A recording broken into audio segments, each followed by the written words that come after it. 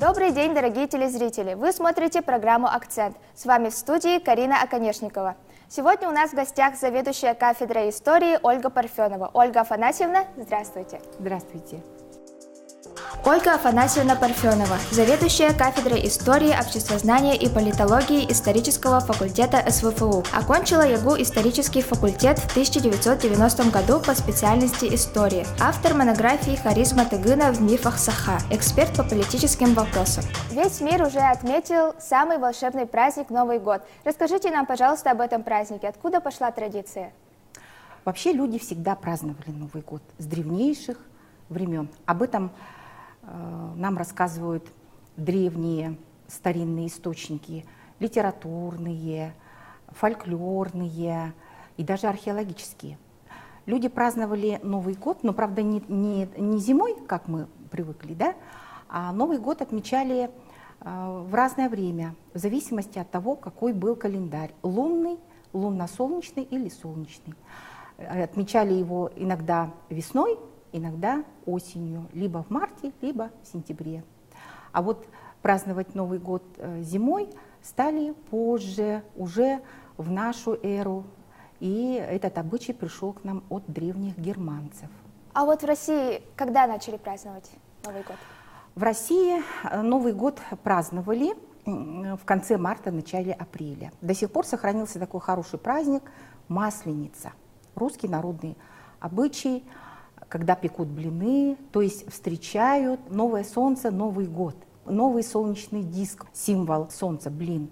И традиция праздновать Масленицу осталась, а вот ее смысл того, что это был Новый год, мы уже утратили. Да?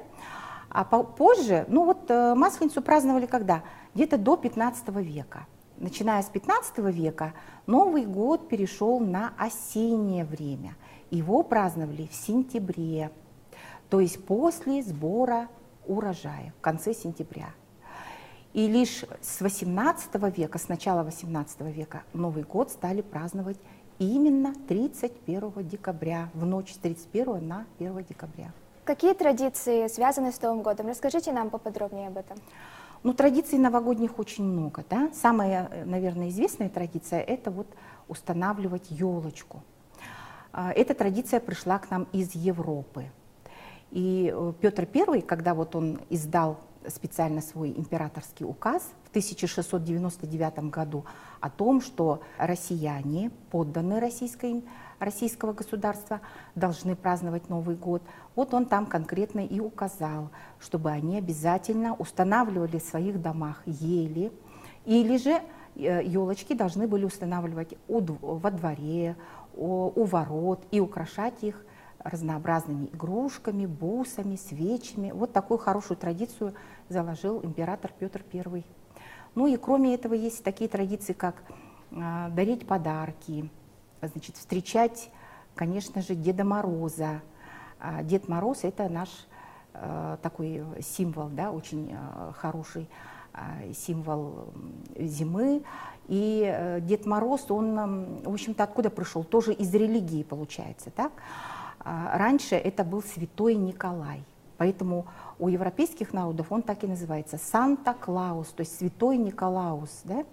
А у нас Святой Николай, он принял облик такого доброго, веселого Дедушки Мороза. И позже появилась Снегурочка с конца XIX века. Снегурочка появилась, его внучка, тоже фольклорный персонаж. После Нового года мы празднуем Старый Новый год. Почему так? Почему несколько праздников? Это связано с тем, что раньше Россия жила по так называемому юлианскому календарю. Он отставал на 13 дней. И после установления советской власти в 1924 году специальным декретом Владимира Ильича Ленина был введен общеевропейский григорианский календарь.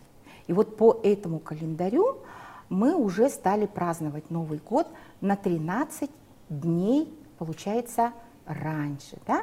И осталась традиция встречать Новый год и еще встречать через 13 дней Старый Новый год. И поэтому наше Рождество православное, церковь православная, она не перешла на этот новый календарь. Рождество осталось тоже с разрывом в 13 дней между европейским Рождеством и нашим вот православным. Ольга Афанасьевна, спасибо. С вами была передача «Акцент». До новых встреч!